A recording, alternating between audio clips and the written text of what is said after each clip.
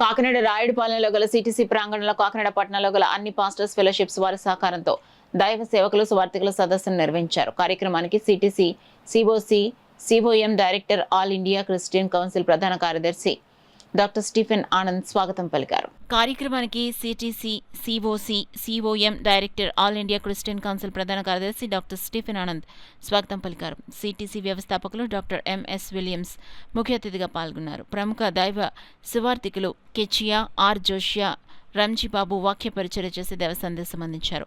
చెక్కేచియా ఇంగ్లీష్లో వాక్య పరిచర్య చేయగా ప్రముఖ సువార్థికులు సువార్తరాజు తెలుగులో అనువదించారు. ఈ సందర్భంగా చియా యేసుక్రీస్తు మహిమను గురించి వివరించారు. ఈ కార్యక్రమంలో పెద్ద సంఖ్యలో దైవ సేవకులు సువార్థికులు పలువురు విశ్వాసులు పాల్గొన్నారు. చివరిగా వారంతా group photo తీయించుకున్నారు.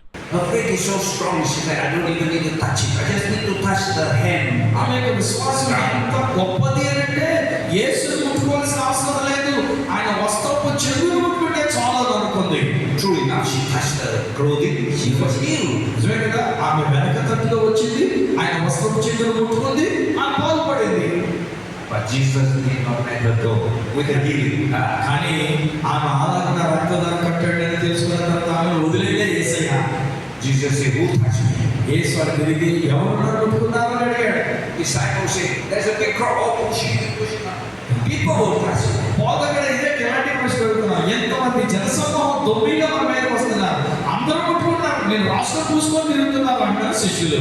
But when Jesus said, who touched me, the woman knows that I can't get away with it. కానీ యేసు ప్రభువు నన్ను ముట్టుకున్నది ఎవరు అని అడిగినప్పుడు ఆ స్త్రీ తెలుసుకుంది, అమ్మో నేను ఇక్కడికి తప్పించుకొని వెళ్ళలేను, నేనే కదా ముట్టుకున్నాను బాగుపడ్డాను అనుకుని ముందుకు వచ్చి ఆమె సాక్ష్యం చెప్పడం మొదలుపెట్టింది.